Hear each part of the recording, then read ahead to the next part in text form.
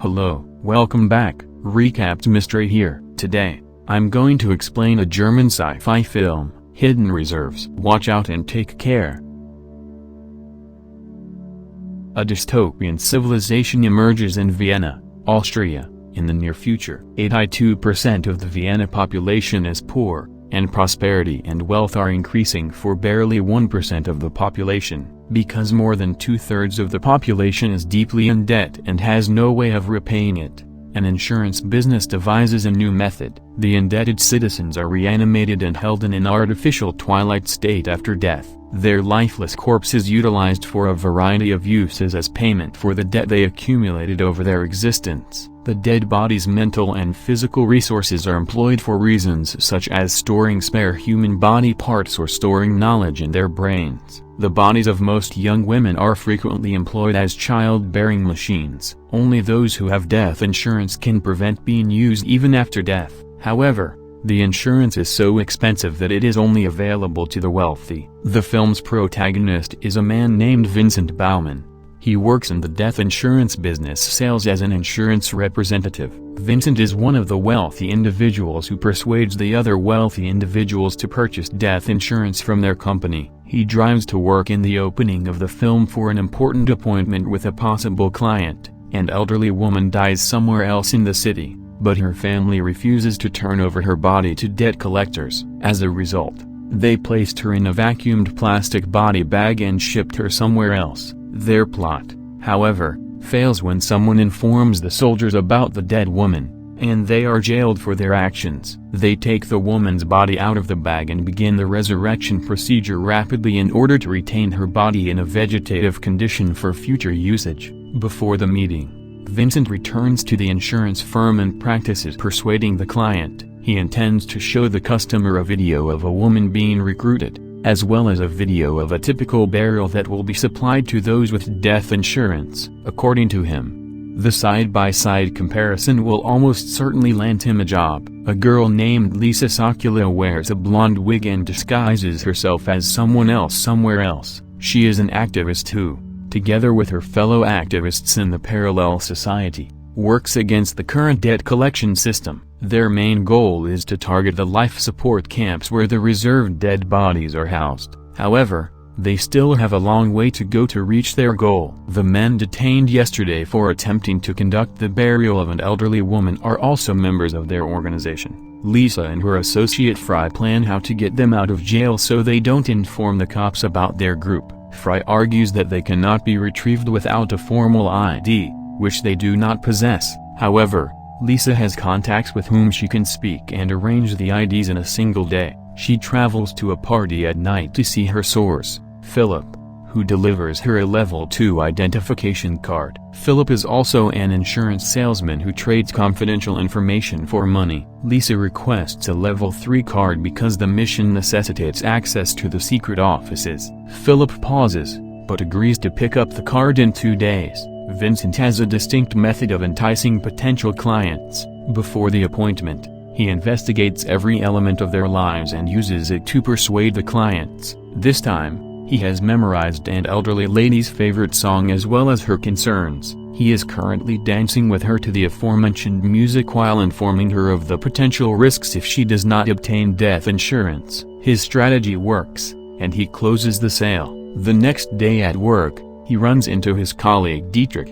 Dietrich's client who he couldn't persuade was the elderly lady. He requests that Vincent accept another of his clients, Vladimir Sokolow, because he is tough to persuade. Lisa's affluent father is Vladimir Sokolow. Meanwhile, Lisa and the parallel community are brainstorming ways to attack the geriatric ward, which houses all of the dead individuals. They intend to destroy it and allow the resurrected dead bodies to expire in peace. Diana Dorn, Vincent's supervisor, and the corporate board interview him for a possible promotion. If he wants to get promoted, he must secure death insurance for Lisa's father, Vladimir. When he arrives at work the next morning, he sees that his colleague Dietrich has been replaced by Philip.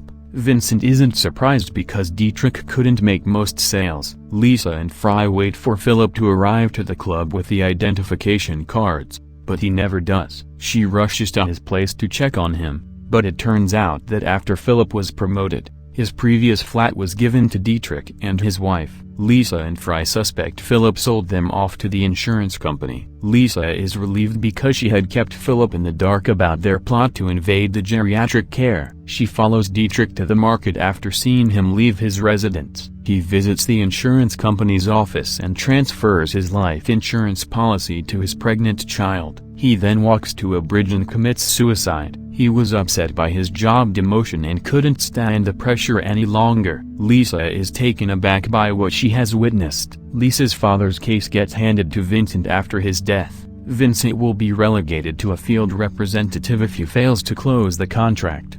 Despite the fact that he is a very significant client, Vincent accepts the challenge and obtains all of Vladimir's knowledge. Naturally, he must study about Lisa in order to approach her father with a decent bargain. He goes to see Vladimir at their scheduled time and runs into Lisa on the way. Before she goes, the two have a brief talk.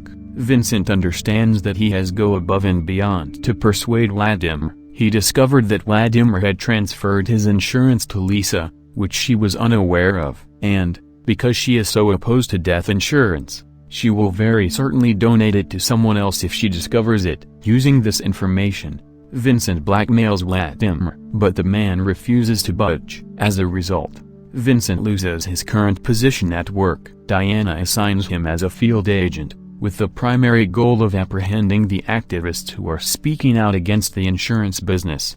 She also places him on Lisa in order to induce her father to purchase a life insurance policy. Vincent's existing flat is being demolished, and he must relocate to the satellite and container neighborhoods that encircle Vienna. His new room is small and dusty, something he is not used to. He goes to see Lisa after investigating her life and discovering she performs in a pub. Lisa returns to the changing room after a quick conversation. Chris, one of her arrested companions, has escaped and returned to them. Much to her astonishment, he is severely damaged and will not survive without immediate medical attention. Vincent goes to the club the next day, claiming that he wants to hear her sing again. Fry claims that Vincent is their only shot of obtaining a level 3 identification. Thus Lisa will have to befriend him in order to obtain it. Lisa later follows him to his flat. She rents a room with an excellent view of his windows in order to spy on him. While she's at it, she contacts him and asks to go on a date with him. Vincent is worried about the unexpected proposal,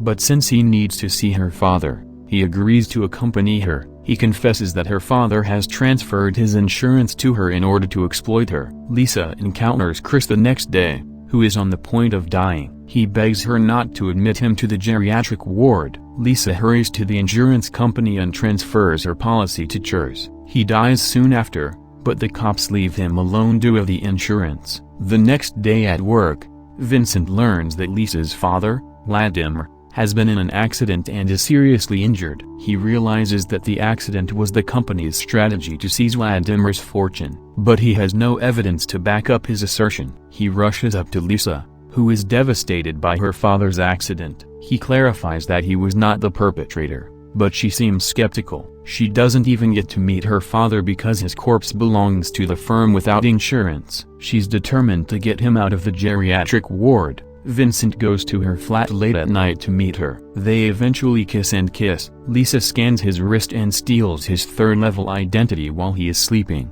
Her major motivation for spending the night with him was to get to the ward and release her father. The company and Vincent learn the next day that she was successful in getting him out of the geriatric ward. Diana accuses him of being reckless, but Vincent has installed a tracking device in Lisa's bike. Using it, the cops track down her father and return him to the geriatric ward. Lisa tries to help him, but Vincent stops her, threatening to arrest her if she interferes. He returns to the pub the next day. Lisa can't help but cry when she sees him. He maintains that the insurance company employed him to find her and that he had nothing to do with her father's accident. He is no longer interested in assisting the firm and is now on her side. She leads him to the life support camp, where they observe bodies being carried into the geriatric ward. Vincent notices one of the bodies to be Dietrich's. He is disgusted that the firm profits off the death of one of their employees. Lisa informs him that she requires a 3-level identification card in order to reach her father and bring him out.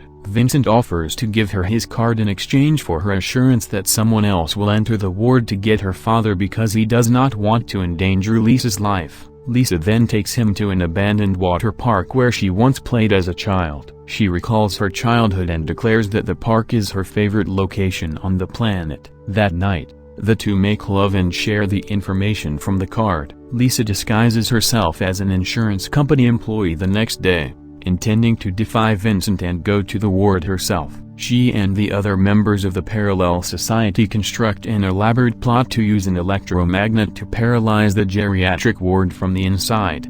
Lisa enters the establishment with no difficulty. Vincent learns about this and follows her. Everything goes as planned, but just as Lisa is about to attack, Philip unexpectedly stops her. It turns out that his mission from the start was to discover and disrupt the parallel society's plan. Fry is also detained outside. When Vincent attacks the garden in an attempt to help Lisa, she is transported to her father. Phillips, though, shoots her before she can flee. She limps towards a stunned Vincent before passing away in front of his eyes. Phillips raises his rifle to shoot him, but then stops. Diana appears in front of Vincent when he opens his eyes again. She claims that Vincent unintentionally assisted them with the job, so he is promoted again and permitted to leave the satellite town. He then stands up and sneaks inside the geriatric ward in search of Lisa. He discovers her with the surrogate mothers, where she is kept alive artificially in order to be impregnated later. He removes her life-supporting tubes and takes her out of the ward. Diana notices this but does not intervene.